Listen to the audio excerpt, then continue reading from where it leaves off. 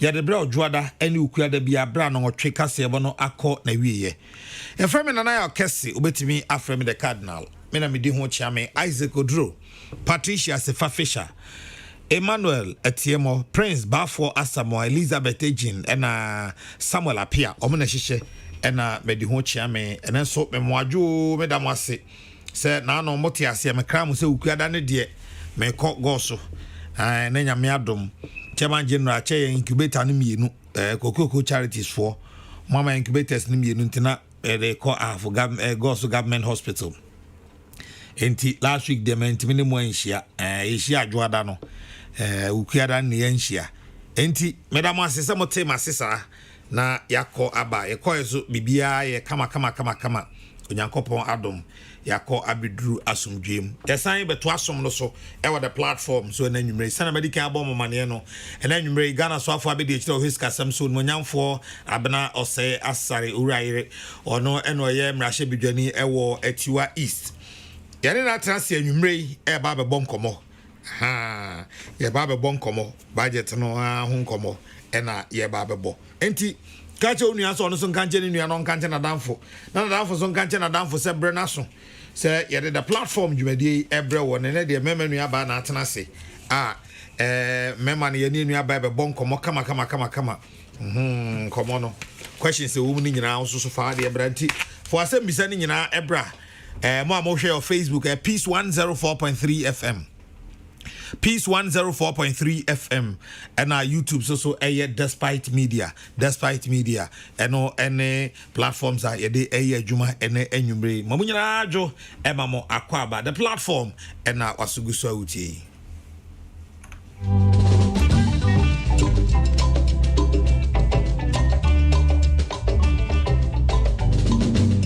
Susu bribi baby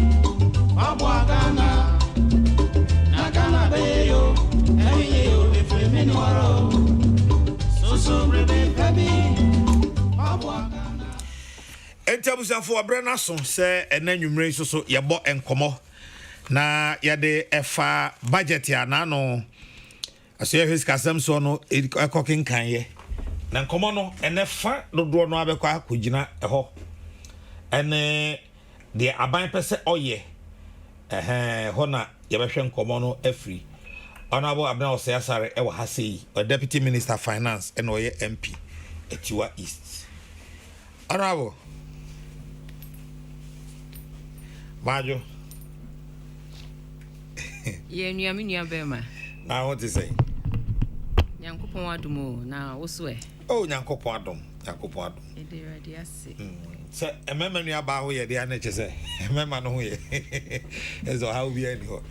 na dwuma fa akwenya we so achi etiefo nyina soso yo etiefo jo so da wase pa na consensus say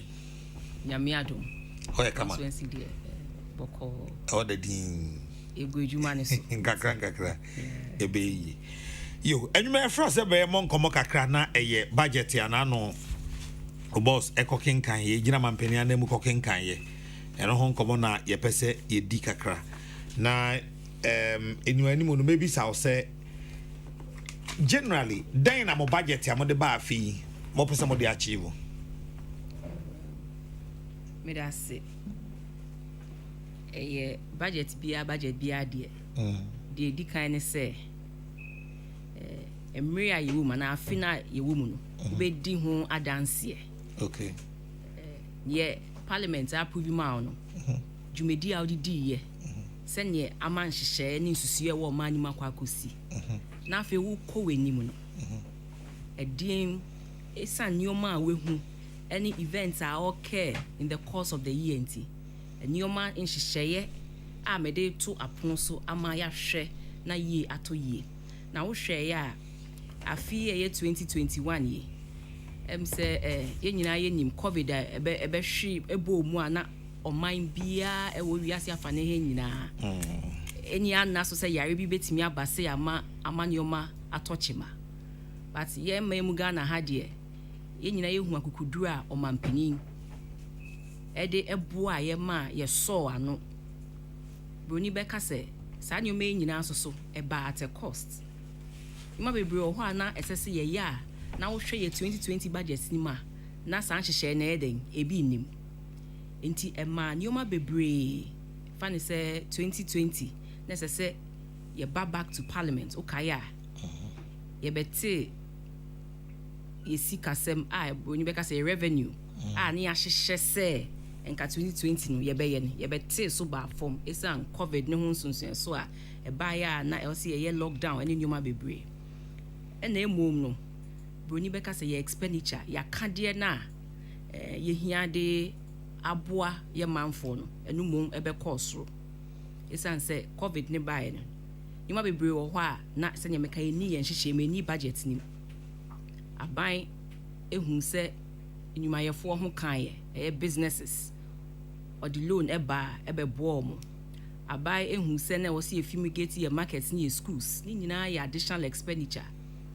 na esan sɛ na obi ensiesie ne ho nti nioma ni bi wɔ hɔ na wɔ sɛ aban ɛkɔbɔ besia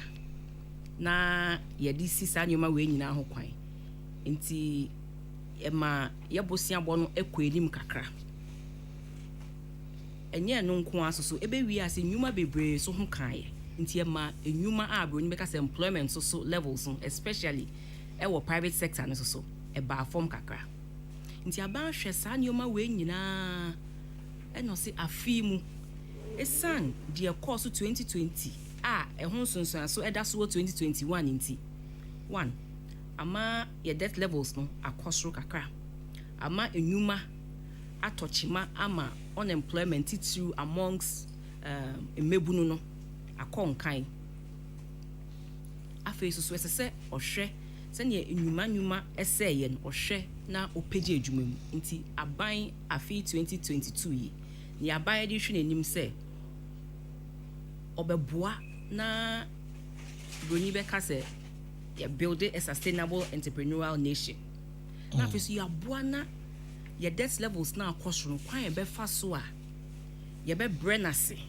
na yenso yetimi ye ho ahenhan yen ama sika kakra na yetimi raise no yetimi de ayi papa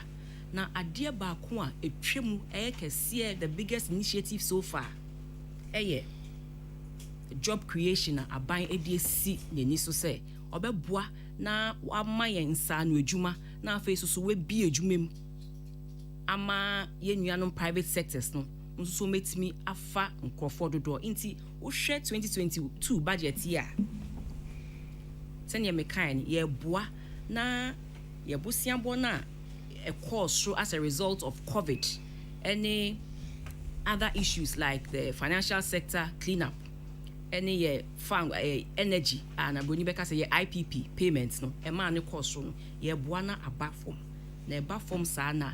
ama yenso so revenue ni ebetimi raise no yenso so yetimi e de dwuma aboa and to move Ghana beyond aid inti san hyehyɛ we e na 2022 budget no ne fapem ene se ye beboa 1 to bring the debt levels down and then 2 create jobs. Talking of debt levels,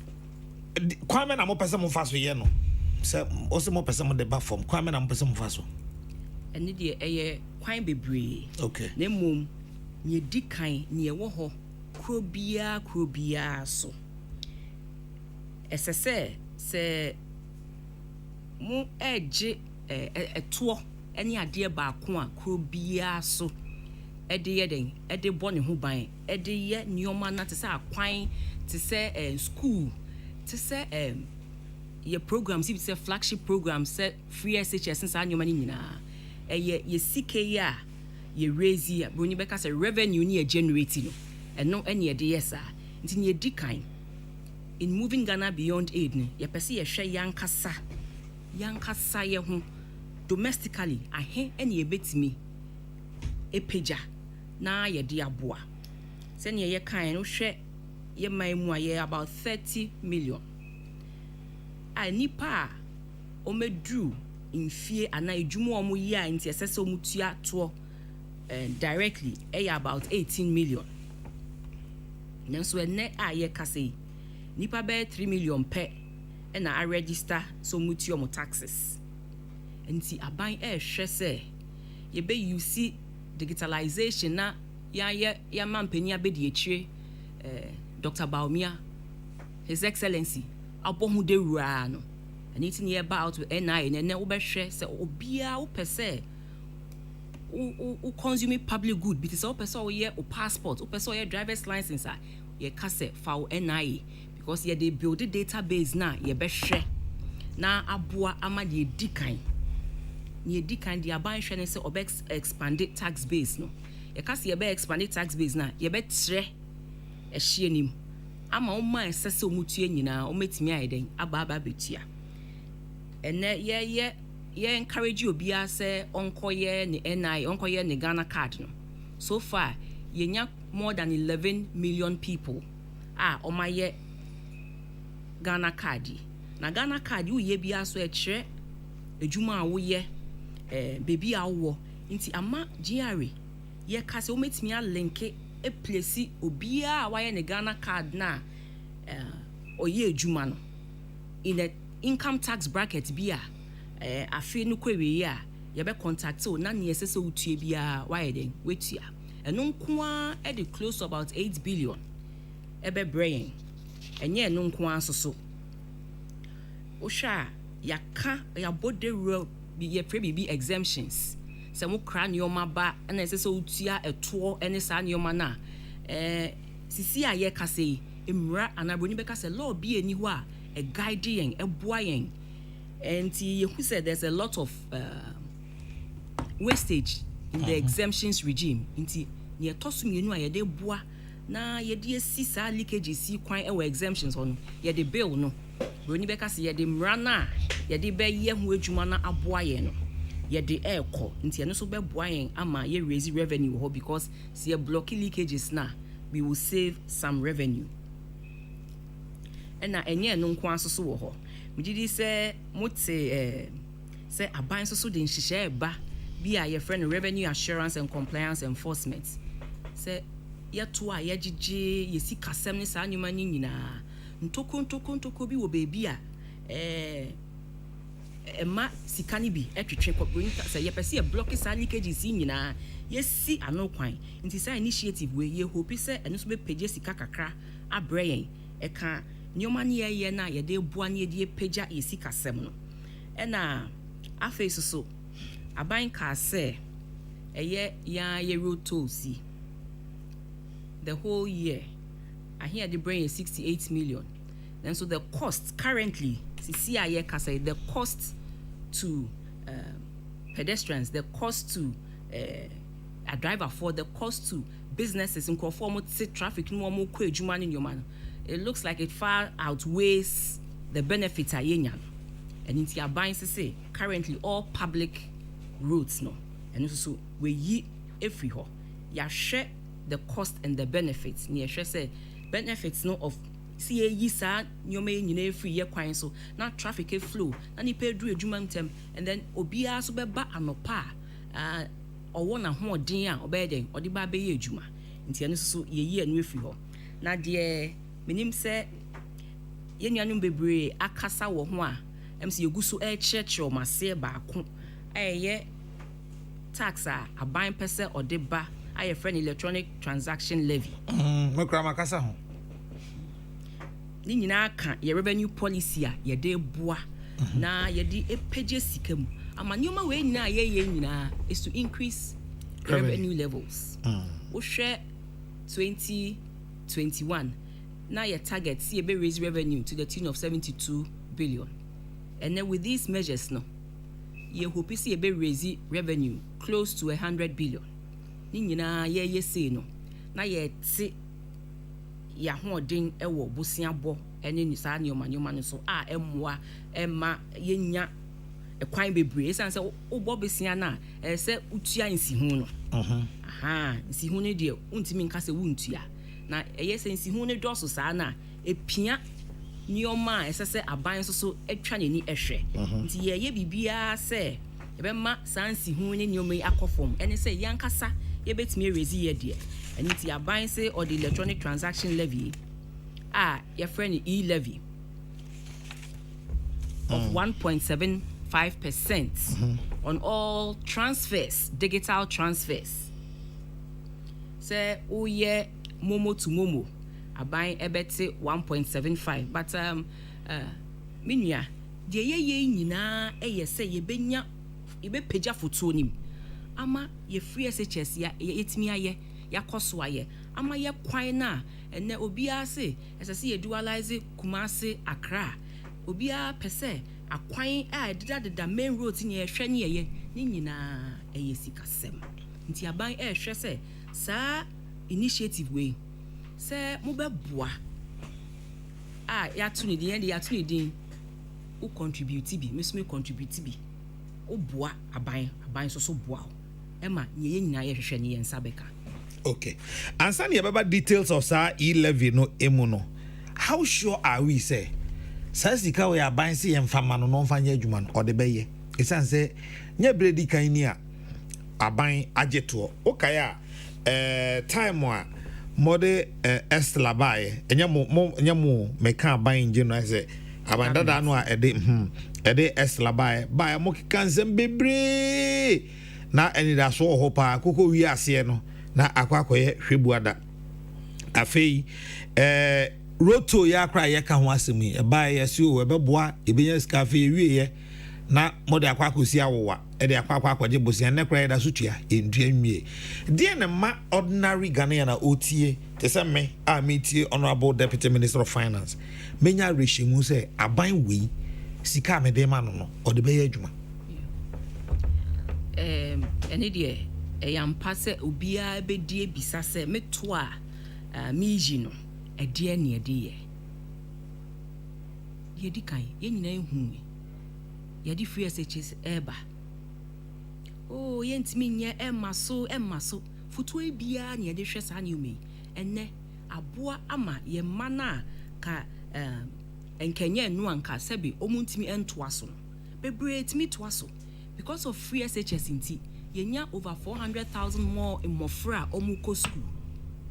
eno eye direct investment in human capital ochine bi ye may ebia ye hu ni sisi a but in fear 9 in fear num in fear do be hu se obehwe no na Ghana working population of Ghana yen komodie yen ti ase any sen ye analyzing your macro assessment because yenya an extra level of education you may be say and aban ede agito na ode eye enye no peso so wo hwe se aban employ about 100,000 unemployed youth are no more fear because omu ni sa requisite experience na omu de be ko akohwehwe adwuma nti aban je sa kai eto ne ho so ni nyina eboa ye emenne ye nyina yete the success story of NAPCO and over 33,000 people in permanent jobs other people no so ye akwenya ye dia ba ye friend you start ye hwe se dodo na so ebe somu bi you start ya ye be ye a menua you see over 3 years we are looking see ebe spending close to 10 billion ebe boa na ye create 1 million jobs so 1 million jobs within 3 years almost employ nipa be 4 nipa be 5 ni ekoye ni ma no nti aban eje to na nyoma bi sei e na aban ede ye wo hwe 1 million per constituency and now be more than 6,000 projects spread across the country ni nyina eto na ye je no ene ye de hwese ye de be yesa projects nyina na ye wie kane no na astrotef say baby ba ko bi pene ye wo ene through IPEP here 1 million per constituency districts in bebre enye bi ebinum so guso a omo ye enti se aban eje to na nyuma bi say ene ye de ye agenda 111 districts ni bebre ene omeni ehu se ampa ye besi ayaresa bia ese na efata amomo ni nyina eto ye ayagigi ya nyoma ni bi ene ye de ye sa nyoma nyina nti eto ne de ehu hia se ye beje ne ye de aboa na ye peja ye man edru sene obi akwa amanone obi ho efe no saa na yenso ye pese ye peja ye man ne ye man edru saa na ni nyina eye to a agigi ene beboa ama aka bibi abanji other resources efree ye de beboa ne ye de be peja nti sika ya kase ye beji nyoma bebre amabobobbo so yi enu bi ene ye de ye ene ne ka ho bebre ene kwan ye nyina ye hwe se me fie kwan ye hwe se me kuom kwan ye hwe se ye bridge ye hwe se ye be yesa nyoma nyina me nua be ma eye sika nti se ne edikan yankasa yetimi raise your revenue and say akasi ye kohwe be fufuro. Enti say E11 no na ba be si roto na 9. Me pa cho mate se nkrofo ye sa analogy but enye no kre. Okay, no kre ni saying E11 no embe replace roto no ye kire Ghana for adukunti a ye efri ho. Ene say I mean ne when all share climate change ye nyina ye hwe say ye be make I mean ene kakra weather na sesa rainfall patterns asesa no bebre asesa ye gidi say yes so we need to contribute to make our climate and our weather our environment better. Ye hwe the kind of pollution a tie war tollbooths ni sa nyoma na. One, it is not good for, I mean, nkrofo etete ka nim. Two, it is not good for the surroundings in your nyina. Anything ye free ho na yemfa E11 no embe replace roto no.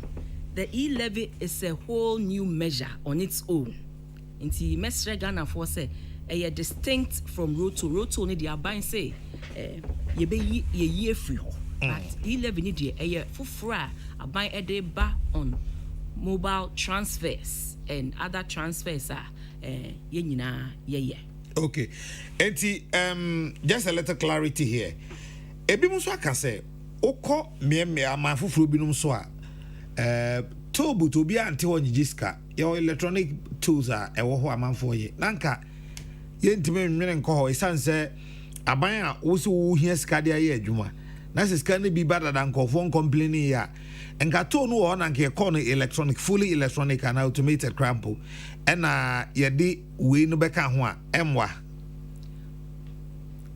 die ono so sani adwenche no amano eno so ye nanso sisi ade aban se die si manim nie ye hwe se ye be digitize ye nyoma ni bebre nanso sisi a ye kase aban se mehu se for the immediate so say nhihye bia ye wo immediate plans ne wo medium term and ye wo long term yeah. In the immediate plans of government no government feel say ss ye yi roto ni free hono na ye jai ema ekwan nim ebie government no bomodin say obe raise revenue in so many ways ebeboa enye yenim say enye roto ni nko na be mayen revenue ni ehwehwe no na yenim say the bed in the ease ye dia bra kwentufo bebre no esombo sen sika na ya forgo in abolishing the rotos inti sisi ade aban hyehye ne say obe yi roto ni free ho as ye kono the medium term the long term any other measure aban person or de beba efa ye kwan ho hyehye ne so aban wo ho kwan say or de beba baby a wotie no wo hu ye sikasem mu otiase wo hu de ekọ ye person ne bibi da mu a wonim ebi se aban afere e wo ni trim say to ya ye tua dadada ne nyina no obi wo ho a obeduru a ye tua to pa na hwe se na ho sie tutufa ai gina ho gigi to ana asefem we de me ade am de mani koko hu ye to ewo asaman kese o tra asaman kese kade ase obi na tv a waba oton wom wache wom na futuro ya de hu pa na dase ne tim gigi sa ne ma we na manfo se aban fere enti no run away from sa to no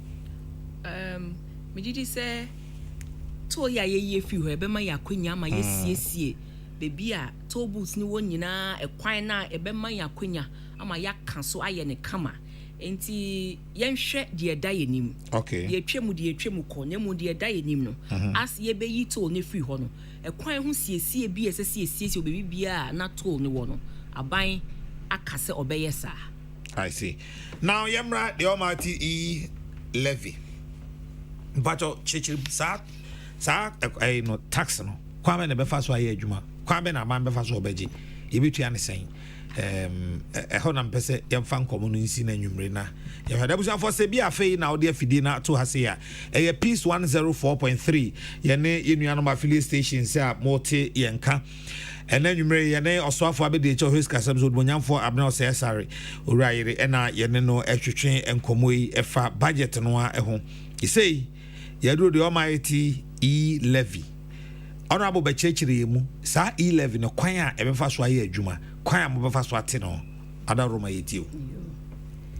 yɛda ase sɛnea mekae sɛ wohwɛ nhyehyɛe bebree a ɛwɔ hɔ sɛ yɛbɛyɛ 2022 yi ebi ne you start ebi ne adansi a yɛpɛ sɛ yɛsi housing projects ɛne akwan ne nneɛma bebree ne nyinaa ɛyɛ sikasɛm nti mpɛn bebree ne yɛ ana aban ɛrehwɛ beebi biara obenya ɛtoɔ efiri ɔde bɛboa ne dwumadie mu na yɛhwɛ Bruni bɛka sɛ the digital space no nko a wohwɛ nhyehyɛeɛ ne data ekita Bank of Ghana ka sɛ in the year 2019 nko a momo transactions a ɛkɔɔ so ɛyɛ 257 billion Ghana cedis and in 2020 yɛnim sɛ COVID no so ɛka ho ɛma ɛna ɛbɛyɛ more convenient sɛ wobɛyɛ transfer to transfer sɛnsɛn yɛ wobɛfa car ɛnɛ mmerɛm sɛ me maame hia adeɛ wɔ enyinem a ɛnyɛ afei na mbɛfa car na mede akɔ hɔ na emu meyɛ transfer mana ana me so bi hia bibi a meyɛ transfer mana ɛno ane sɛ ne nsa aka and looking at all the convenience ne saa nneɛma and the amount of money a pass through a buying found its good say yɛbɛhwɛ saa area no so esan sɛ yɛhwehwɛ beebi a yɛbɛboa na yɛtumi epagya ne agyegye ɛtoɔ nti wohwɛ sɛnea mekan 2020 nko a increase fi 257 billion ɛkɔ 500 billion wohwɛ a traffic flow ne bibia wɔ hɔ no is a very good place a ɛbɛboa ama sa aban kasa ordinary ɛto sɛ yɛbɛnya a good source of inflow a ɛhɔ ɛna ɛbɛfiri aba ɛne nti ɛna yɛ propose sɛ yɛpɛ sɛ Parliament ma yɛ ho kwan a yɛde 1.75 ɛbɛto all electronic transfers so yɛdi kan yɛ e-levy no ɛyɛ ne sɛ yɛ o send mobile momo to momo a yɛbɛ charge 1.75 momo to momo ha mobete yɛbɛte sɛ o send transfers ebia from yetua oka enuanum bi ka say yetua omo ka omo de ewo omo bank account omo de to omo momo so ene de e free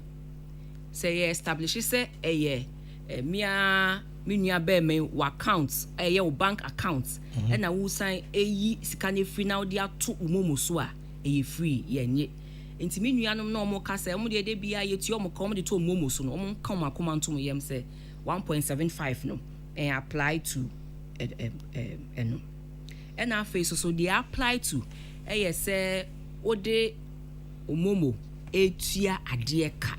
okay to say insuo esi he say me di momo na etua abma merchant etua me ye beti 1.75 no e free musa say bank to bank to say checks out checks enka ho so utia check free bank A akọ bank B a eno so enka ho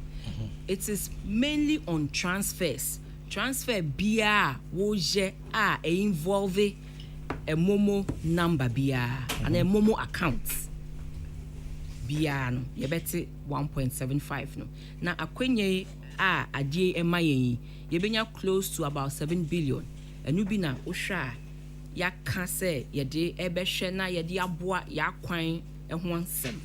ye toso mienu so ye you start ya ye beye ya afimfie miensa every year bia yede 1 billion e na ebehwe ase no so ebeboa yen na face so ye school adan and ye hospitals anyuma nyina eyesikasem nti ye hwe se ye e-levy ebeboa ya ma ye nya se sika no ama yetimi edi saa adwuma no and the toso miensa inward remittances. They say obi wa manone na say or send odia. The whole idea of e-levy is say wo a o money sikano and na obetua saa eto no eda also. Enye de ode ma no. Okay. But the only difference with inward remittance ne say ye wo a ye dis ude ye dis kan e bro. Esan say ne de who receive ewo oman mu hanum say nti wo na ne de obetua 1.75 other than that all transfers are we here involving Momo. Enti remittance na nye Momo dia monye hwe ho. Say a bank. Say a inward remittance. Aha. Yamfa say bibi ti say Western Union. Na Western ubeji ato o phones o ji ato Momo so anase o je ne say. Meje me cash. You bet charge 1.75. Momo now. Western Union no be there. It has to do with transfers. Provided say a transfer, an inward remittance ne dear, a receiver no, send your mechano, receiver who are wojino, una utia sa 1.75 no. Yes, once a inward remittance, a electronic transfer. Okay. Now, honorable young hardy, me file me tax, okay? As a mutuous kama Ghana revenue. But say unim say, so yeah, bro, 100 below 100 Ghana cedis there, and count. It's answer yeah and she yeah answer ye de jumedie ebeba abontin ye conduct a study near who say about 42% of the population a year Momo below 100 Ghana cedis. It a two-way one of the progressive taxer are buying edia by any say the more o earning and now betia the more o sending now betia say she any can say if you do a minimum of below 3,000 Ghana cedis there income. It's as assuming say 100 cedis for 30 days there's no way a back count. Say am I bro sir apply but the whole canon on the face of it no it looks so simple but complicated calculations and the whole can say 100 now can then you assuming that the biano men yamu 100 there be yen share na ye any chere say close to 42% of the population omo nyemomo embro 100 Ghana cedis a day and inti si ye kase ye drain ye in share we na ye drain obia ho a ye drain omo ho say omo ebro 100 no etua more because say omo ye below 100 ye nim say ebia na you know the fingers are not the same. Sure. All the hands are not equal. The fingers are not equal. We make room for such people. Say almost so burden, they will not feel it. And I make us say, the infant say, and now me no tia I can say, Anopa, my sender as go do 100 cities. Na, o say the Minyan Sunday. Na do anumre. Na ma bena frame o me ha me say offer me ma frame offer ozo offer na de anya kura o na den mente onka na me va say 100 na me kwaso ma send dan ma 200 it is the first 100 na mo ante second 100 hu de mo beti second 100 ni de beti it say why you more than 100 Ghana cedis a day. Okay, now yen hwa de wa ha na say na bind the bibi ba say opese o free cash economy na oko electronic e wo ne nema nyina mu nti aban kai data Ghana Revenue Authority for be ma say he say we be transaction bia ho amemfa cash mra fa momo bra assuming me kutua me tax am aban a tax of 500 Ghana me fa say be 500 Ghana cedis am kutua am aban me the momo na etua say a tax na utua dia aban aka say a buying payment platform my friend in Ghana.gov no e banks bia and your corner ukutua o tax in kwadia na so unya app no e wo phone so a e free. Okay, say your tax na udi tia na wo Ghana.gov app no e wo phone so na e free and it dey aban NG tax on tax na utia there be e free ti the can say obia empe Ghana.gov app ni bi now ese so utia wo taxes and one say momoa what the afaso no etia and it absolutely free taxi e transaction levy tax of 1.75 no and can okay now my hen say sa e levy a ye ka e ho asemi me obi a wetie me was our platform show is so earn himself for the last 4 years. Makasa abanji mumu onye tax o mumu. But that may expect some of the extra you have at home. Unim. Says as out here, me send 1,000 mau. You better me 10 cedis. Now go year also ya to 10 cedis. Enti aha one, I 2%. And then me might be me say, Sabain petrol there, on just 2% in ibi. More fat to for Zametoso. I don't know why and Sanamosan for Frabetoso. And for no so amode bano. Then a more arrival at 1.75. Any dear, a binding share any policy or share Sika obey here, nor dear Buana ni Jumedi across to 2022,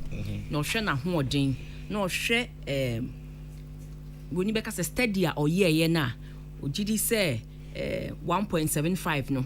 the best choice obey me at this time.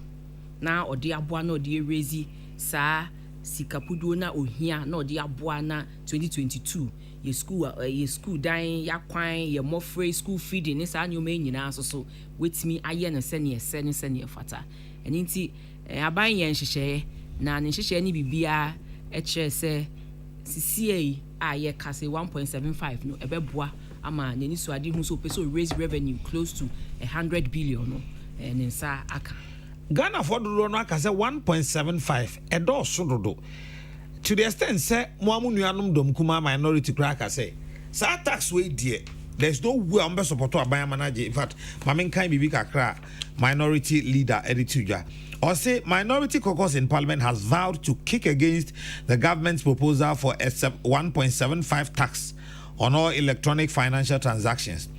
Minority leader Honorable Haruna Idris reiterated this during post-budget workshop in Ho on Saturday. According to him, the tax is a disincentive one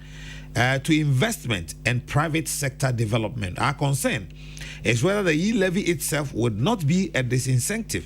to the growth of a digital economy in our country.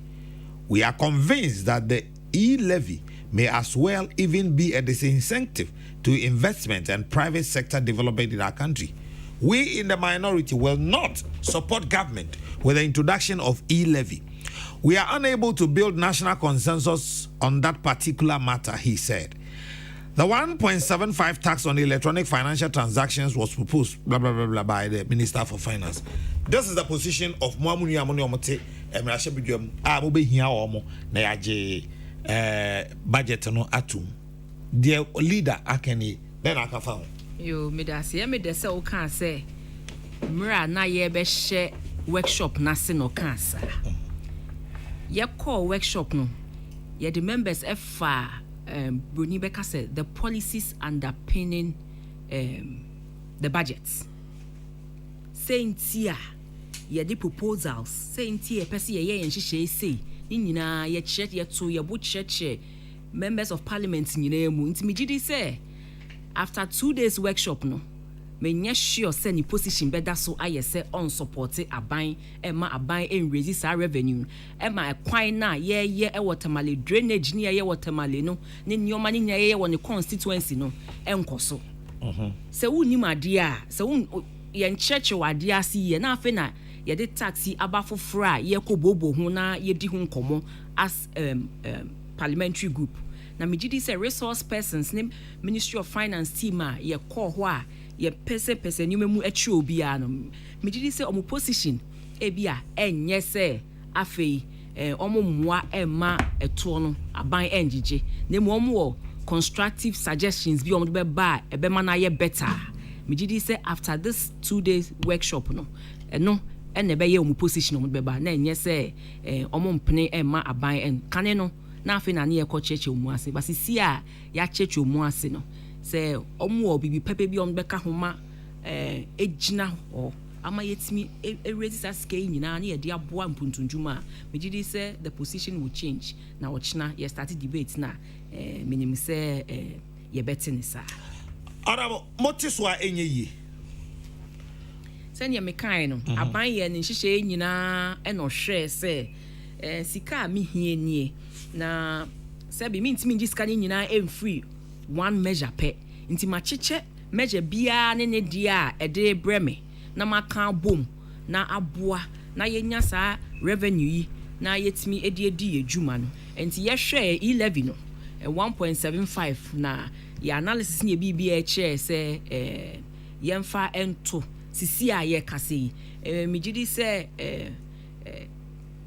we are open to suggestions but with time no and bibia wo sha ase I need to implement it first ye share free SHS ase it came with all the challenges are now I mean we can think of but it's getting better and better enti moma yen sha ase yen som ne mu aban to yawo de na misumi ntua medie na yen mu aban ne yen hwe ye hwe as ye implementing na bibi wo ho e betim dia na aye better gladly aban ebe som no hwe na ayesa. Honorable Abena Osei Asare MP Atiwa East Deputy Minister Finance ene no twetwe enkomo enwumre e wo the platform so honorable nkomo atwetwe the manya free hot last far e say sikada me bank account mu na me yi di ato be transfer free bank account no e di ato momo for instance me GCB customer enti me yi sika free me bank mu through G money e di aba to me momo monte hwe wo free eno ye free okay and as a tax and so na me tu ama aban say tax na utu ama aban a ye pese ye encourage obia na aban payment platform my friend ghana.gov no eno na obia AUC editua network okay this all app no e wo phone so na eno so di momo netua eno so e free enti ba se oni app ne bi na se okofa momo zutu ade a bete no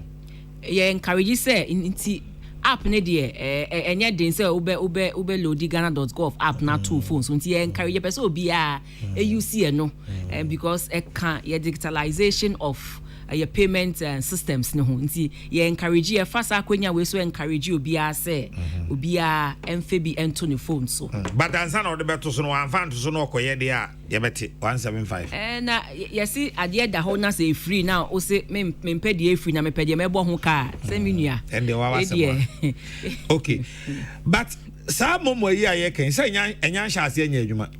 there be afe na ye de proposal no de edi kan o say parliament eje budgets atum and economic policies of government ni tum na afe ye bobo ni nyina ho na ye je enu tutum na ye pass appropriation ni bibia wia nti ye hyehye ne say nyame ye yadoma January 2022 na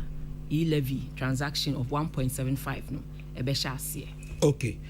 there is another booming market Ghana say e bia by mom family hwe ho social marketing ene ma ye to ni nyina fa ye to online obehu ade no Instagram obehu no Facebook and some of these pages now ni nipa de dinsa oso oba no de aba no aba be gine sika sa market no ebumi pa modemoni ahwe yo ye de ni ahwe ho pa na eka ho ene se utia ade online ana e-commerce wo de wo debit card ana so the QR code no ana say any alternative payment channels but utia ni online na so 1.75 no ebe apply to or transaction now you because there's also a transfer in that regard in tia so okay okay me fa intia make a chance say I'll pay on delivery and the delivery guy need the band mama cash tabayan luzu say till me na me ton ade no online okay una wo ton ade no online and na match us me pesa particular phone here that when me metimi atua sika direct ato mobile phone so but now that me tua mobile 1.75 no me ntua me kan kire wo say ma bra mpacho my delivery guy no famra or the bar me tua on delivery no makoyi cash na me de ama no nti sa 1.75 na bo na o ma receipt ben ochine bi say bibi eye phone na bibi touch ma wade no ho a receipt ben na o de abekọ kwa claim say ma receipt o omo chiro receipt ma omo chiro receipt ma when you the relevant taxes no obetro receipt na ma so ye nyina so see ye ya said yes o mind papa and in invading taxes no umwo bia ye ho na ye ha ni esese ye bia se o man ba pa ya se de bia esese ye ne de ese ye hwe so ne ye ama yen so ye gina ho ne ye demand accountability from aban a ye nya kokudure san se yen so ye tua ye to nti ene si ye wo ho kwan se ye bebisa aban se ye to ne ye tua wo de ye sen anase wo de ye sei ti ye be sre se as ye nyina ye try se be movie into a cashless economy no my yen dream say 1.75 no kwa, but look at the convenience, the soundness. I mean, the risk are reduce my when we use Momo. Inti nyoma we nyina bro ni beka say it comes at a cost. Kan you know ka ube kwako mo ebi all this kan kwako je obi wo STC say on fanko say bedru ho say ndru ho nyame nko anenim ne Momo yi wo hwe wo ye ya pe onipa kono nsaka no it provides some sort of convenience and reduces risk in so many ways. Sanyuma we nyina so bronika say it comes at a cost. Inti your best stress say memo ma we but medium wa rehye mu mo say enye we e na be ma yen ayeye mu mo no eso ate. Esan say hwe mama ma typical example hwe Vodafone cash e free. Yen ye 1% bia. MTN yeji 1%. MTN then create 2. O share the number of transactions trafficker e wo MTN. It is nowhere near Vodafone a free. Inti initial stages no me just see a church or mass any a church. Vodafone a free in moment is nowhere near MTN. In terms of volume. Transactions. Yes. And sika anko for edifa MTN so no. It's not the same as the Omdefa Vodafone. So meanwhile Vodafone a free MTN. Send your can you 1% wa you 1% wa. Then so still because one, it is almost everywhere. Two, it is very convenient. Inti consumers no, they take a decision based on so many factors. Inti a GD say we and deter consumers from using the Momo. By almost drain almost convenience, almost drain say it reduce your risk. In terms of, security ni bibia, it is safe to do it on your phone. And the yama menoma, omu kodja, ewo, atebubu eche, omu free kran eko ekane no more de omontuma no, ebo mase, eni omsika shem, no more de ako, and ne monti, omu ko mu phone penye kitomo, eni omu dru hono metuaka. Enti ene abua me reduce attacks ni yoma ewo kwan so on our market women. Enti you think about the convenience. Any security nyina any the fact that aban say mesremo ye nyina ye mwa na ye nya sika ni bi ne mfanto ye futuom na neoma ye hwehwe se aban ebeye no obeye a mgidi se wo se som ne ye bo aban. Okay, honorable abena o say asare ne ne twetwe nkomo anwumre honorable mpache otie mienu miensen na ye nto ankomo no so o say it seems government has made up its mind to go ahead with the e-tax the way they have planned without taking many suggestions from other stakeholders. We pray that they get their expected revenue. If it doesn't work as they are expecting, the effect might be a big late to address it. Good evening, Nana. Okay, Bibi Ntime Fani Din and to Jack. Assuming Cardinal transfers 5,000 Ghana cedis from his GCB bank account to his Momo wallet and then decides to transfer from his Momo 1,000 to Isaac Odro, then 2,000 to William Gaintu and 2,000 to Ole Gonasu. Opa, when you're serious, will Cardinal have to pay 175? Yes, and the simple. Honorable, how do you open such a no? Me 5,000 free. Me bank account. They are to me Momo. And it ye free. And we free. How penny ye free? Aha. Me free one. Me ma Isaac Odo 1,000 no. Me tia fence 1.75. Because ye transfer of a service. Aha. It me tia fence 1750 pesos. I was away no. Na me we na me san send for fro. Ediama etiwa is constituency And so it is a me 200 quite you Easter. Not just a no. Okay, kako 100 and I think 50 something no because there's 17.5. 17.5 1.75 1.75 so about 17 cities 50 pesos Arambwa o say 200 so we to 100 na be 17 cities 50 pesos no check mommy o say I say 2000 and I say me 1000 me 1000 e dey is kodura 17 cities 50 pesos u 2000 35 times 2 you know after 2000 Messiah e be 1000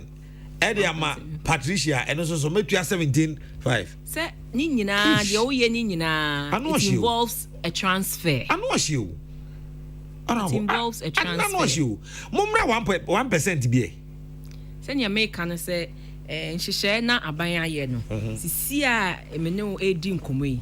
ye warehye mu say 1.75 na be boa yen ama sika ne ye pese ye raising ye de ye impuntunjuma no yetimi yensa etimi aka se ne mekae no moma yen hya ase aban so de oye a listening government ye hya ase se ne nyuma be kwa afa no mpen bebre no ye review nyoma ne bebre wo hwe 2019 ye introduce 3% on withholding taxes for ye nuanoma omodi gold ekwa amano ne aban a review within 2 years no abaye hu say yen esan say your neighboring countries normal taxes near 1% inti ye hu say na ye de ye gold exports no eso betse ye esan say normal de smuggle the neighboring countries no betia 1%. After 2 years abaye review aban shiomo a review hu say eyampa say eno na detail mom de ekokọ neighboring countries aban ate so about 1.5 based on engagements ye nyomo ye insini ye kan say yes moma ye nhase na after review after some time ye be review sa policies nyina ye review na say kon kan a ene de ye be boa ye na say ye hwe na say esese aban etwa nani ye hu bibi so a aban be hwe but ye nhase de a ye ntimi na ho na ye nkasa bi a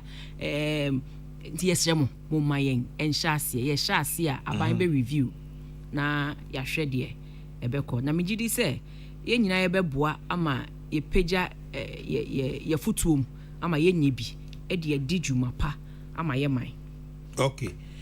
I am ever ready to pay even 2%, but my ultimate fear is that new V8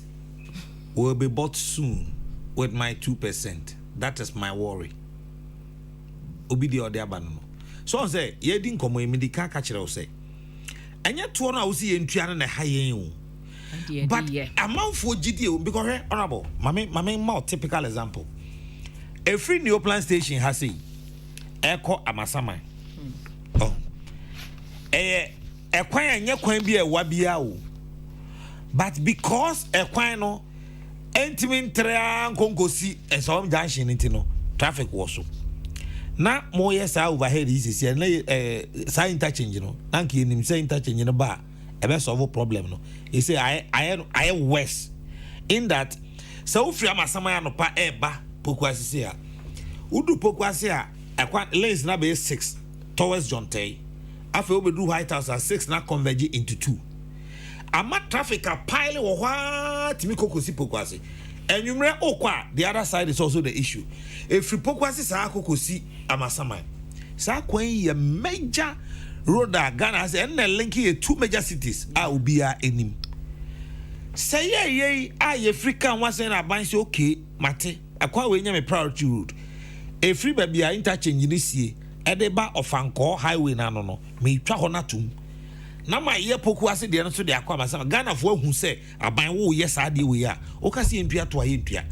but ye kaka muntie ye kaka munye ho hwe ntia ba sa no a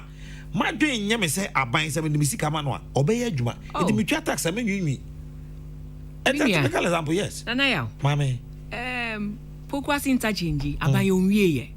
on cars we wie no a we yi ne nse free so ye guso nkakra o mo ye ne faces na megidi say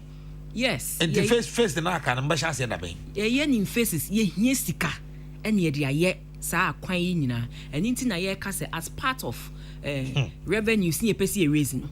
Ghana for ye nyina ye nka ye hombom ni angi 11 no entum na ye ntimi nya saa sika puduo yi ye ntimi mmoa na ye mfensisi ye bridges ye mfensisi ye kwan ya ene obi a hwe se ye be dualize Accra Kumasi e ya de da Ghana for nyina Kumaso ni nyina ye sika sem enti se mutu etuo yi na mu hu saa nyoma nyina mi gidi se ebe mo rehye mu se ye nkoso na ye ntua na pokwase interchange anya bi akra a solve some part of the problem aye gusu ye hope se ene enye hom ene okọ nsuame ye behye suame ase okọ temale ye gusu ye temale interchange en fa enko akiri kra ye nko wa wanyinam kane na traffic ni anyinam so but se so unse traffic abayinam and traffic na abayinam no so many factors one the kind say chrono eni chrono peja population increase two your market centers and Tuesdays and Fridays markets no unfortunately closer to the road dia ya hwa ye nhihye say ye be provide some stop gap measure kosi say ye be ye Accra da ben china mamra da ben ma me ka say say enche ye na minister ye yewura Amwakwata ene ni mpanimfo eba about 2-3 months ago but sebio nyoma nyina e processes any procedure defa untimi nka se me hu se ya anti gidigidi ese se uko through the procurement stage e se wo award contracts o se yes anyoma ni nyina enye se o chine bi auditor general ba obe site for misapplication of funds obe site for not following the right processes inti ya na mpembe bro mo se but public funds dear ye won hyehyeye kwa ye faso ye utilize public funds ebia enye immediate asa ne wo hwehwe but at the end of the day imran wo ho PFM no wo ho a guiding as to how to utilize public funds and if it has to go through certain processes as I say a go through that na ye boa na ye hwe say ne wo try say wo be meet community be demand no hwe so wo say umbu auditor general na PFM no so den emraso nti nana yaw kan wakoma to yem ni ye beji yakase de dikan ye de beboa ye mabunu na omo ewie school na dodo na edo makoma so se omo nyansa no adwuma bi a omo be ya no omo wonsa no adwuma mpo deda but on say honorable the way we see chire mu o ya ma na ye se to we ya ma asa ban nyi to dada bi ada but muti omo gibi dada enti no I'm saying na me can say e kan nhyehyeye measures ni bia ye de eboa me di kan exemptions ni say ye the exemptions bill ni ba ebeboa esan say e be reduce leakages no na ye fees and charges so ye eto say aban public services baby aban provided services no and sika ye gigi wo honum nyina na ne for be 11 years nie ye review sa prices nyina da ene aban hwe se obe review sa nyoma nyina so na ede bibi kakra assign abana enwuma na omo fa sa services nyina so etimi edibi aboa atre omo hyiemu na yaw na enye won na enye arechichire se emra covid ba ye yenuanum bia o private sector omu lucy omejuma yenuanum obi bia na o public sector or that public payroll so when losing a salary for not even a month ni nyina yesika bia nti so ka se wonhu de ya ana Ghana fo hu ya wo maami bi oye ejuma wo ministries wo maami bi oye ejuma government agency ni nyina sa futuo yi aye gi anu bi ne de ye sa nyoma nyina yenuanum nyina so mo private sector omu lucy omejuma mo so mo ye Ghana fo nanso esan so mo ni public service wo hwe ya ejumako ni bi kra etna efie for several months nanso na busumi bia o market yanke mu ba kompo nti sikai nyina nyuma bi sei ene ye de ye ne de achechire oman ama services na oman hia no ene infrastructure oman ni hia no ya hwe se ya ye ne sa amom ni nyina sa ne meka ne esikasa. Mamin kind message when I'm in Fabako Sosumam. The source of revenue for most governments in the world is through taxation. UK's main source of revenue is through taxation for many years now because it is no more a manufacturing country. The e-levy is the best way of spreading the tax base in a country like Ghana, where majority of the people don't pay tax. With the introduction of e-levy, the government will slow down on borrowing. We hope so. Ghanaians should sacrifice and embrace this e-levy taxation. We are Christian if you can buy. But Mami family news also. This one says, Nana Akese, once the taxes are going to help all Ghanaians, I support it 100%. Greetings to my MP, Honorable Hawa Kumsi, and my godfather Nanabi, Nana One Edway Ifi Kaswa, and by Rainbow in Kaswa says, the e-levy is a very good policy from this government, and I support it. This is one of the means to get more Ghanaians, including foreigners, to pay tax to develop this country. Regards to Honorable Hawakum Sen and Honorable Abna Osei Esari. Walanyo in Akwetia says, we demonstrated for the country to be fixed, yet we don't want the tax net to be widened. How do we develop as a country? Walanyo and Oduwe Ifri Akwetia Edebaye. Now my point. Oh, say, Moya free SHS. Na ekoba say ehin ne ebenya sika free ni ade amode monsa kobo heritage fund mo on se Ghana for ankasa because Ghanaians know say sa free SHS na moye no obi e benefit bi enti so wo ye bibi sa no na o ka che Ghana for no se muntua to na o mon complaini e de maka amesa ka biom say now free SHS ne de ye ka say oil fund oil revenues ni bi but heritage fund de enya ne de yensa bomu ye will be a friend annual budget funding amounts ABFA no are you saying say a free SHS munyi ska bi free heritage fund mon call free SHS annual budget funding amount no free oil revenues nim enya de gum ena no ena ye de ye bi enya free SHS nko a ye de bi call health sector ye de bi call agric sector ye de bi call rail sector. But ye can say the oil revenues ni bi na ye. There's a portion of the oil revenue eba ye de be funding budgets no. And no ye friend no annual budget funding amount ABFA. And no na mpem bebre no PIAC.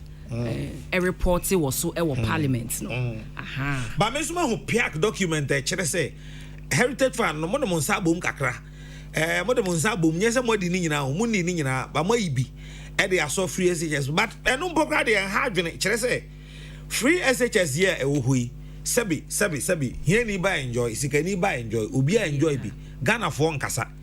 ejo hwe books ni ya bo say heritage no makwe ho kakra e dey abehye free SHS room but no mponye problem fa maye. The only time ye call yi oil revenues ni bia and no year for investments no was the COVID-19 time no when we needed money inti as for free SHS sanya make actual no annual budget funding amounts no. But the COVID-19 time no now was say ye trans now ye was 300 million ye 200 million every mu and ye di kind be a cabas no ye di be society ye health workers no for the extra worker na omo oye no inti by no dey send your work no me no ye adwen say Ghana for hu di sika no ya in American say see hu di sika no ya on be pene so say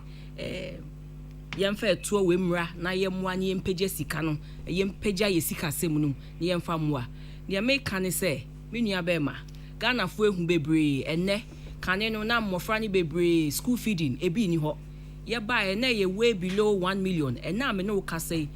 3.45 million out of the 4 point something million in kwala e wo Ghana ha nyina enya school feeding say so nkwala ne bu bebre say mube ko school now at least omenya one hot meal a day. That is what we use some of the revenue monies for. Soon kwala ne bu bebre see be provide mmofra ni bia se bibi nti omuntimi to school uniforms omuntimi to mpaboa aban to sanimo bi ede boa soon awofo mu bebre se ombe kono mo ma enya akonua pa atena so soon ombu bebre se bebi omu wo mu yenkurase nya ombe kono teachers wo ho aban etu omo ka se ye nche mmofra na de ntimi nimu se hu di omu hu pa se jumadie sa ena ban edi sika no eye na de bia so wohwɛ aban afi be wiye bia aban ba bebu akonta eche Ghana for sika na mode maam no sei na minyaaye de minyaaye no wei na metimi eden ede aye ede aboa enti megidi se Ghana for de omuhu nye aban gigi to na ode ye ye bekoso abohu dewuro na aboa ama yenuanom nyina obi ate ase na ye frɛ se wo so bra na fawde ebeka ho a betua wo to a ode akomapa abetua ama ye nyiska ni bia di aboa. Okay. Abusafo no abo abena se asare na me no twetwe nkomo no moso modi amode aba no metie kakra na fe ye maame de obeka fa ho no yatie wahyeche mu e de amaye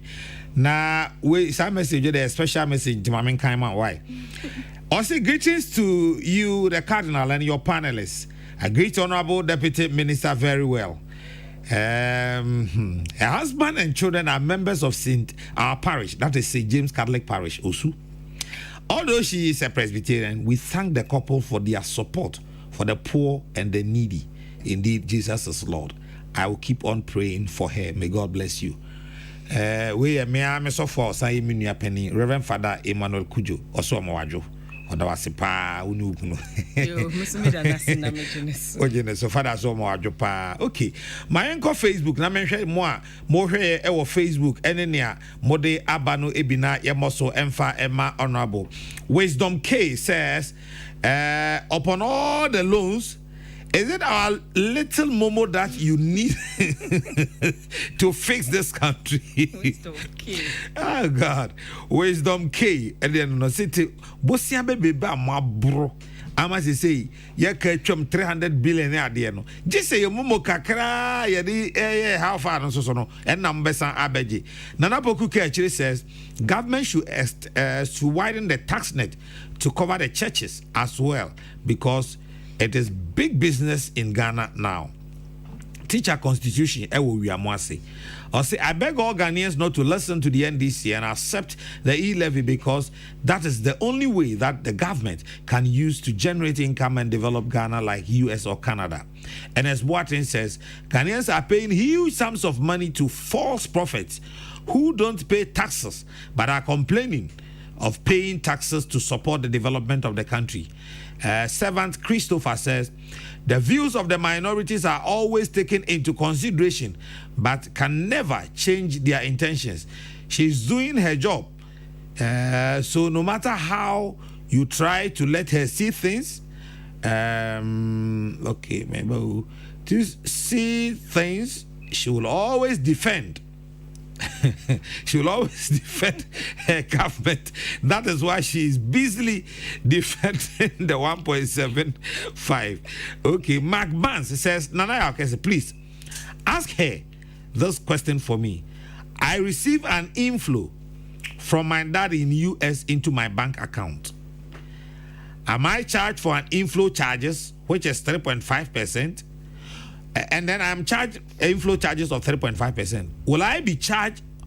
of e-tax fee of 1.75, assuming I decide to put that money in my Momo and start using? What the question I say? Or free Yamanin is careful abrochire. Scan by and abayaje a home tax dada. And a scan about on the bank account to me. A ton of bank account to move what they are mumu. Then you make us say once you establish say bank accounts no any Momo accounts no the same person you free. Masa natural check. So 1.75. Hey, you know some Momo idea. And boys in the line in the baby brefi bagina no ada be hedjuma. Dear go idea. Ankama Foster ewo achim ayirebi. Ankama Foster say if Ghana will go beyond aid, taxes like this are the ones that we need. Amisco Spelele Ewaka, so undoubtedly, taxes promote national development and it is our duty to pay taxes to help Mother Ghana develop. Okay, and as Boateng says, Nana, greetings to you and Honorable Abena Osesare. Abdullah Fusaini Abdullah says, Nana, please ask Madam when they are going to construct the Eastern Corridor Road.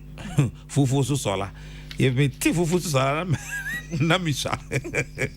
But that's what it. Hey, oh, okay. Obapa Yade says, I'm watching our show. Thank you, Obapa. Ebenezer Amwa says, create jobs so Tom and stop the talk tax. MPP, you like taxes too much. Kwesi Prempe Bonsu says, Kwesi, I say, okay, Kwesi, my hoodie any year. Master P says, the Cardinal, the minority in parliament should collaborate with their colleagues in majority to help implement government policies to develop Ghana. And also, Sunedia or the Abba, and no. Honorable, so far, Kakrama will be up as all Kafawana. You made us say, dear. Yenya kwesi ka say create jobs so jobs ni ye create mo creating is saying say ye di kan aban say for 3 years ono no ankasa ne funding or the 1 billion ebe shim ye di kan as grants, starter packs and soft loans for your young people and entrepreneurs. And now a bank also will partner with the banks. Now banks also add the 5 billion Ghana cedis abua SMEs. Now SMEs near a banks ne de bua omono or more and also a soft loan package. And no ye share say ye be more between 100 to 400,000 per every applicant. And no so and ya afraid na buy kwa form a new institution or the ababe. NBSSI and Ghana Enterprises Agency dear a wo de da abai any omuye adwuma ene NEIP National Entrepreneurial and Innovation Program. Yes. And also so abai eyi sa two agencies yesi ho say ye beboa na ye SMEs no collaborate with the banks to give them this. Na the woman de eye arechichire e jobs no ye hwehwe e ba ne say we a young person aban is willing to give you 50,000 Ghana cedis. And no ye for startups no. Omo ye between 18 and 35 omo business proposal omo be pese omo be yensa no adwuma na de woman say aban e do be fantitie mu onyu be ka say skills training yen face scanning ma okeke odo e fantitie mu na odo fantitie mu wie a no wa support o and na wo hwe GEA ana former NBSSI no de omo ye ne say districts no dodo na omo wo ho ntinya afa na wo ye mabunu bi wo be fa ka akasa me bank kran e wo ho say products bi now ya ehwa almost omo FDA offices wo ho omo wo standard boards office wo ho bibi na wo ya ye manufacturer say go through that process nyina abayama one stop shop as anyo me nyina ewom nti ye fa ye de wo fantitie mu wi a ye de saska no aboa na osusu wetimi de aiden wo de aye adwuma say ye mfa ne say abaya boa nipa be 50,000 60,000 na say in a year na so bia ka say metimi afa nipa miensa nipa enan a within 3 years no ye be bro inti nyuma ne de aban e de ba afa so SMEs no aban se na mekan odo be fantitiem for about 6 weeks na onhihye no bibia ye kama ye ma 100 to 400,000 Ghana cedis at a subsidized interest rate because ye hu say problem ni bebre so e sikasem nti aban ye hwe sa nyoma we nyina within 3 years sa aban e pompe 10 billion egum ebeboa na create jobs a mjidi say o say Ghana ye fo ye nyina ye som o ti say nkofo bebre ka say enye obi a no pese o take risk nti edwuma ya sike ya mode ma nkofo ebinum beji keke na ebi omo mfa anya hwe aban factor sa nyoma ni nyina into the plans say at least the idea could about 20, 30, 40%. But what about the 60%? And into Yebeka say, nipa 20 and 20% and not 30% enye yenti. Yebe jai 60, 70% na there be we see a 2 sa na mono. And now share yera kenufuriata sa no shasi.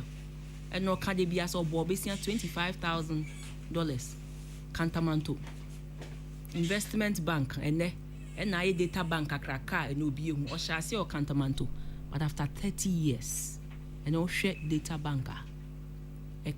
one of the big investment banks we need to start small. We need to change the narration, encourage young crowd for say omo betimi aye say enye obi a no de obetimi aye nsa no adwuma yes sa nkomodie no ne ye ka say ye hu bibi wo mu a uso betimi e de abi papa na aban kra so masen aban de nhihye sei e na aba ama mo mebuno no nti uso kɔ na call take advantage na me kan wa asase radio a kire omo say menim abrantie bi a we school aye ne masters ye bibia o pese ono aye ne business ye ne nsa no adwuma e na wakɔ into palm oil production. Nti odi kan okɔ register with Ghana Enterprises Agency. Omo bisa no say FDA ahwɛ, Standard Boards ahwɛ, omo de na facility tie mu nya me no kase Mastercard so abeso omase amene Food and Drugs Board ni registration ni bibia omo soma omo yi omo kyerɛ no omo de na fan titie mu. Sa brand tie timi wie na ye gi tuma na nkakra obefa nipa miensa na fa edwuma nimu kyerɛ nti so obi a yenya nipa nkakra obi a yesa na obi afa baako mienu a we say it will go a long way. It is true said there are some people omo workers omo nye risk takers nti omo de omo nye but se omo so omo hu say sike bi edima obi a ese so hu hu akonta yi a so ofa ne kra akotena office anima obehu say ne obeden obehwe osika sem so afa nti mesre mebunu no. Let's take advantage of this huge opportunity a buying Ede Mayen. A bin sida say within 3 years a buying air pumping 10 billion Ghana cedis into entrepreneurial training and skills, any job creation. Mesre say muma yen sum. Na Mijidi say within 3 years the narration will change. Na makasa ampa yaman pe na do danko ekufuado. Eni so ade hu ni de. Nyankopon ankasa na de adom. Two quick ones now for my mate for abemna ya sorry so obi say semema sende obiska yateme 1.75 na wie nipa no kuyi a ye betena na me na ma sende ska no ma sende as ekoduro 1000 and ma tu ya 1.75 no sa Isaac su kuyi 1000 na apart from telco nankasa 1% na obete no ho no aban beti 1.75 no also withdrawal say on your transfer enya transfer it is on transfer say oh ye transfer dia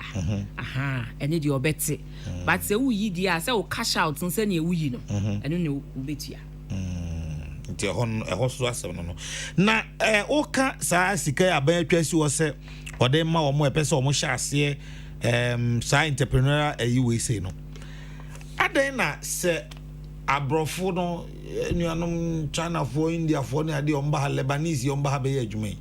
yetimi mo tax holiday e bi 3 years 4 years 5 years omo fanya adwuma ko misa adwuma no begina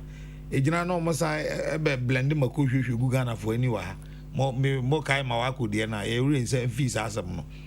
ye nuanom Ghana for ya ehye sa adwuma ya si mo adwene ho senka mo be pesa tax holiday ni bia mo say because I feel na mo sha ase ntine bia ya ma mo mfie mienu mfie miensa mo fa ntwitwa mo after mfie miensa no mo start ntu ato ma aban me da say sa dwumadie ya aban sha ase de bo a ankrankra dwuma ye Ghana for dwuma enye ne 1D 1F no there's a tax waiver component in addition to subsidized interest rates na aban de ma companies na under 1D 1F no so omo entitled to tax waiver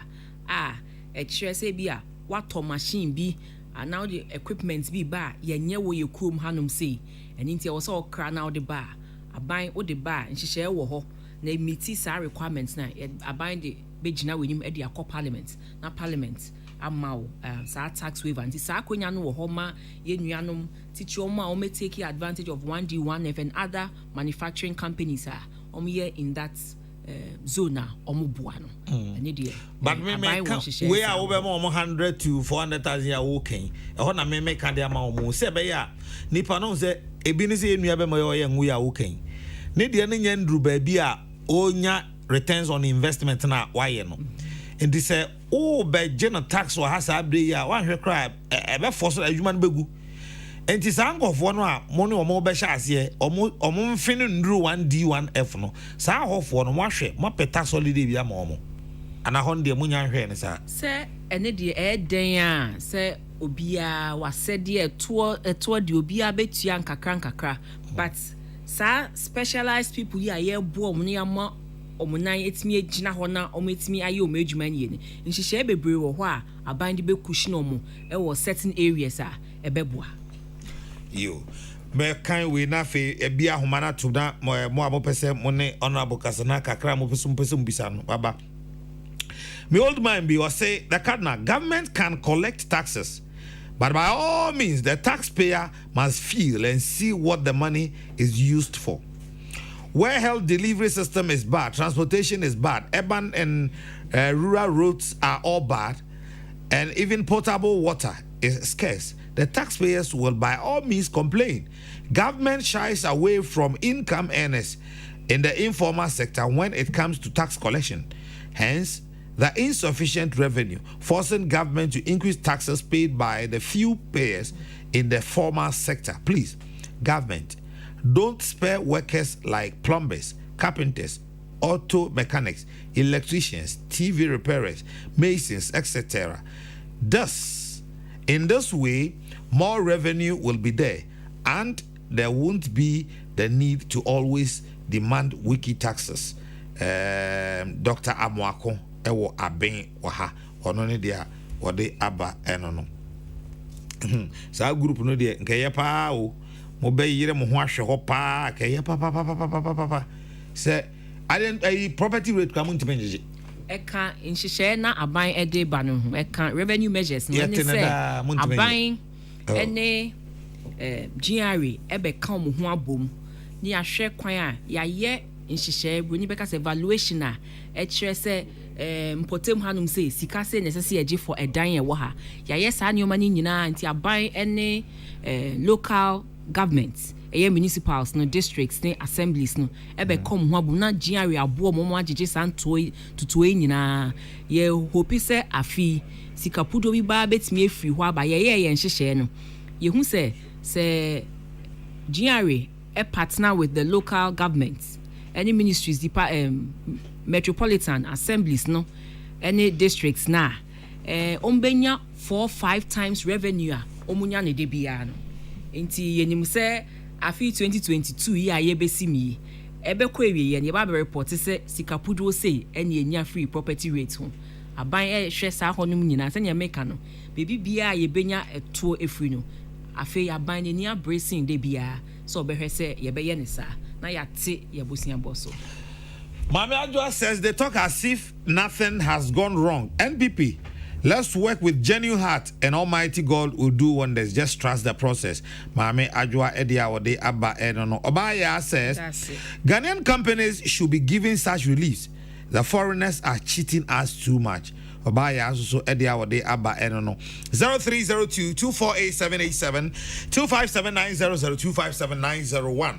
0302-248-787 257-900 257-901 Eno any lines are yedi adwuma ene nwumrenti mpacho o asembi ema honorable obefre na ososo de aba me serew oba enya afi na ade ba be ye nchia ne ade bia oba wasem tietietia na ko street na for front so enya kwan aba ya memfa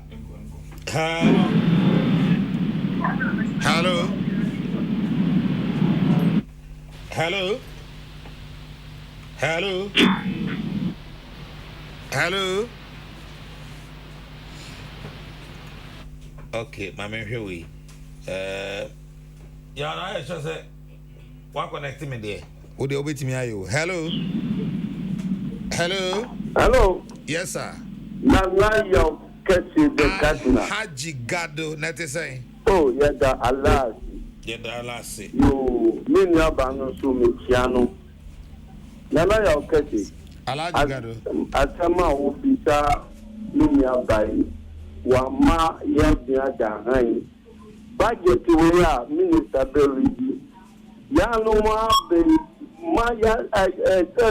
sama dia ya mama obia ya ye wonya ai huwa bogana fo Again, Ghana for again, Nipa, yes, so amount for so much. Nana yo, ya baby a chumu. Now right, you can hear what you will hire. President, former President John Momo, what can you say? Young, let the brave to blow. And tell a Banyakania, you try to Yanakania, or Papa Bayasana, Yanakania Ginaya. And the 12 boot where Yima or Binu, I've been in Yaji, Binu Sisi, Kinkira, Yansam Tambra. When you move a Ghana for, until or buy an answer to obey to Yakupo and Slow, Yantiman trap for no. Binu now, Monsieur Maya Point, Nana buy a will take a mind to one Maya Point. Alaji Gadomami says, good evening, Nana Akese. The best comes from the east. So no wonder about Brown say sorry. Comes from Etiwa East in the eastern region. Why? What a best explanation and an in-depth analysis to the budget issues. We are all proud of her and her benevolence. God bless her abundantly. Ademu Musa Raha, Eastern Regional Deputy Nasara Coordinator. And what do we buy? Hello. Hello. Yes, sir. Good evening, Good evening, sir. Pache Frost and Agase Free. Okay, Marco, meet you. Let's yeah, communicators, you know, so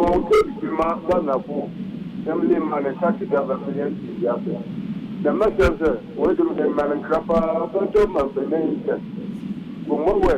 actually, Papa, can you say budget? I'm going to take on more the ram from Quano, and this is Basri, and because the same, you could go over and I have put the make him a crab better for some Rabina. One put out, put the new content here. Then is the number of Mutia mountain, number of Mutia, and one put my brother Mutia tax Kadna, it's good to tax the citizenry and use it to transform the economy than to use it to buy Chinchinga and Pampers, as we witnessed under the S1 Mahama administration. President Akufo-Addo is working tirelessly towards the immediate and collective aspirations of the citizenry. Samuel Brian Boabin in Awushi. Hello. Hello, Kadna. Yes, sir. Thank you, I have been partial meet you. No, economy is so informal. Yes, to indirect taxation. It needs to keep every movement. Now, I did have Mr. If you want months, I did an 14 people or man. As a number or no power, you know, obey yet set over Casa at Chiasa. And we are now property rating said no. Minam latright mu atejemu afrom na mi fi na pass of your property that mintia na so why your payment pa minam so I'm obliged to pay na minimum na atejemu now go you know say o go in property obey that ya na before I met no chia John Kuma ni Jasinko Biani 17 Nana, please ask the Honorable Deputy Minister how they intend to tax the informal sector because they make a lot of money. Hello.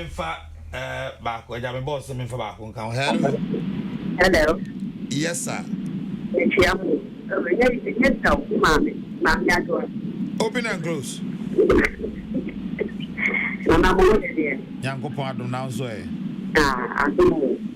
I did go on this one. Nana, and for first person, yeah, or still come out. And the other thing is, I found it. I put you I done a 40 and I will feel for a Christmas and enjoy you. Oh, my enjoy you. Oh, my God, Ghana has it. No, Biafra. And I'm sick. Now, go.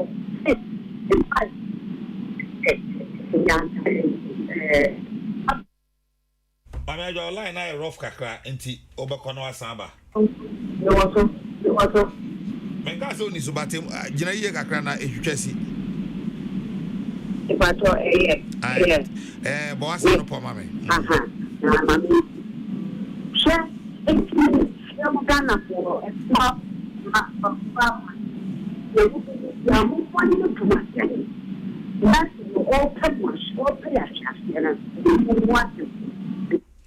all I'm before Zara men family last caller. Nothing been called now, sorry. Hello.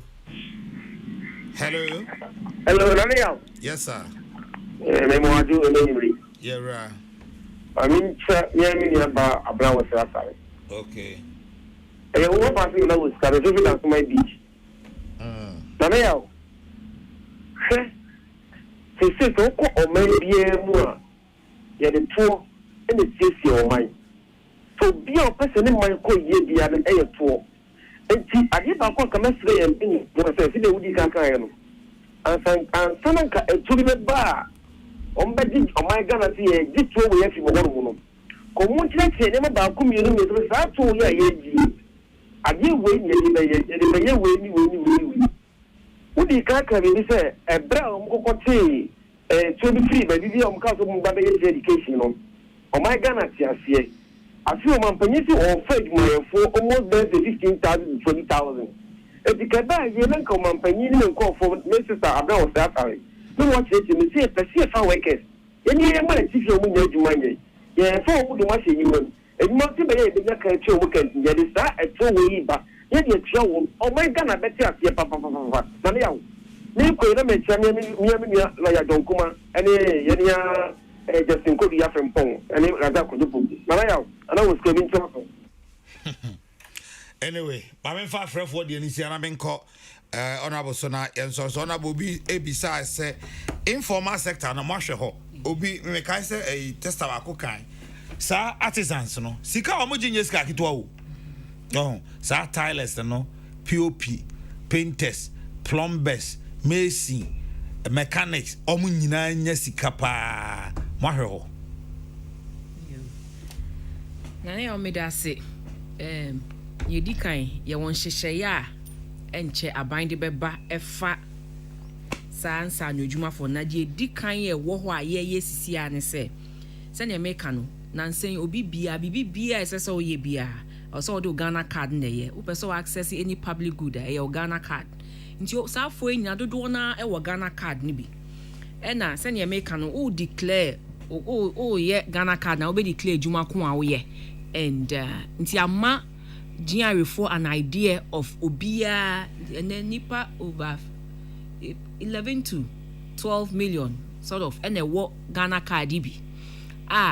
dodo na omo ye adwuma nyina se ne meka no ye de o ma to income brackets bi mu a based on omo ankasa omo subventions a omo de ma ye bra na omo ye card no nti ye ware hyemu se ye bedi kan e access omo we a ye be call omo so na tax bi ese so omo tua no ya hwe ama omo tua na GRA aye nhyehyɛ ehu se si ye di sa nhyehyɛ so kwan we so a ye betimi raise about 8 billion from NIA card registration nko a ya nya nipa dodo no ewo Ghana card ne so no but apart from this now ban so hwe so de nhyehyɛ beba ebe capture sa enye informal sector ipe night ye friend is saying night employment ni nyina omo ton aduane anajo ewo abonti anopa no na omo ton ewie na omo kɔ ni nyina aban hwe so be ropi omo nyina in na obi asoso aye na sede se oman bapa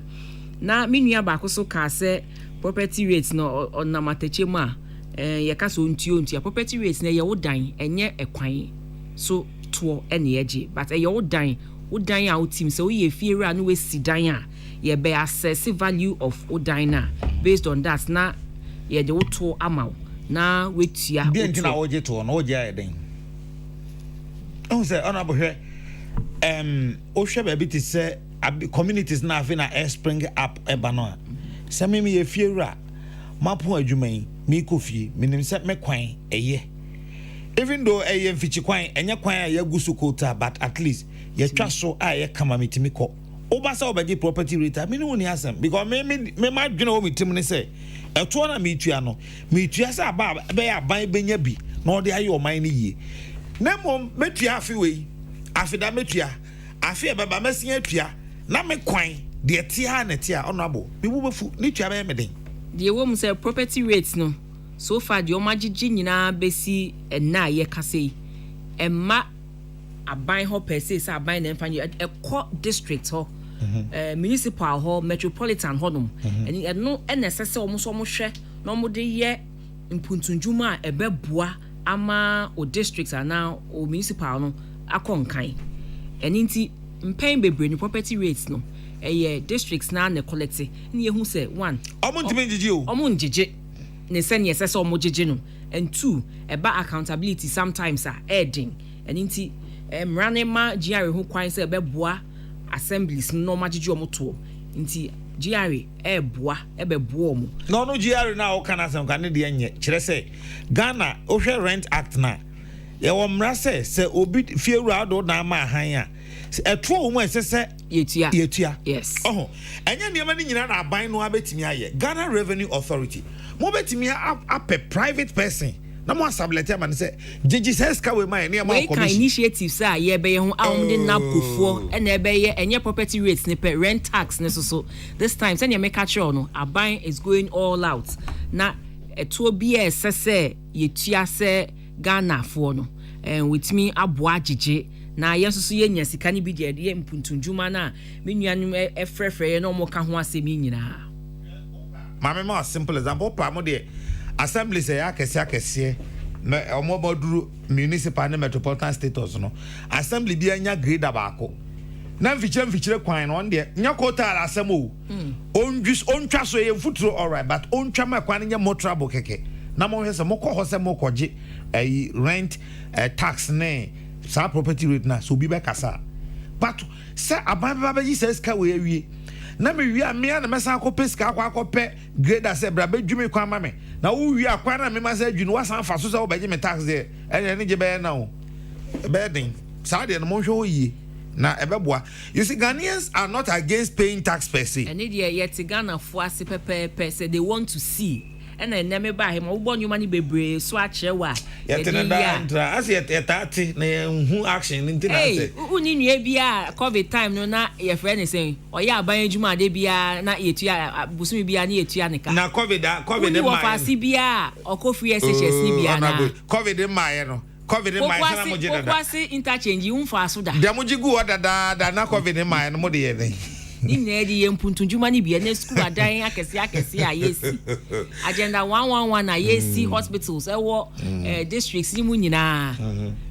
enti mejidi se nyoma ne de yehu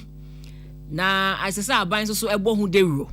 enti ebekọ so abo hu dewuro ye ni mu nyina ene beye ye nyina ya asede se oman bapa enyina mfo ne se me bisa se no hospital na afa enekwa minsa kan pictures a ye ejuma ne dendenden wo inye esi nyina ene enyinem enyina si de ma hu se mo twa nchen ho mabo profile bata che profile che for mododo enyem se okọ ho achi o enche last week ra me fa ho enyem so ene ye wi a me de be kire o mi phone so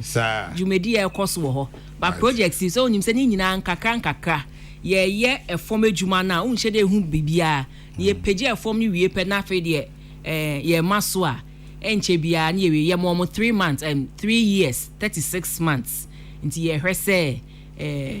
ebedu sa time no mesi na o ma hand over ye inyesi hospital any nyinem district hospital so amaye Honorable Nyumre Peace FM ene yeti for da wase pa se unya ye ho adaje na obaye ma ye twetwe nkomo fa budget ho ye do ase ni nchechiremu a ode ma ye edim se ebrefufuru mu no se breba mu a ye to nsafra obesia aba am ye di nkomo Nyumre mene meti for da wase yo mesume da wase papa na minim se 11 ni de edda metiefu akoma so pa esanse nsem ni bebre a ebaaye no na obia penchechim ye bekoso ama nchechemu no aba foma ma obia atibi sene fata menim se Ghana for de akomapa ebedi echi ama yaboa enye 11 ne to no nko a de aka ni nyina measures na aban ede boa na ode epeja ye revenues no menim se mo beboan ama yensa aka na yetimi de aye mpuntunjuma aye nyina ye hwehwe na ochina me ba se me ba be omo ba so mba be je property tax a beba no na ye twa kwan ne kama eni nti me nam na me beji a me de akokuduro ne beba ma ba beje ye da mo ase papa Yes, so yada asepa nyame nhira na oma ahoden ne fato a wadwuma so ma oman Ghana. Honorable Abena Osei Sare MP Etiwa East Deputy Minister Finance ena yete ne nka no. Enwumre yetwetwe nkomo efa budget no ho.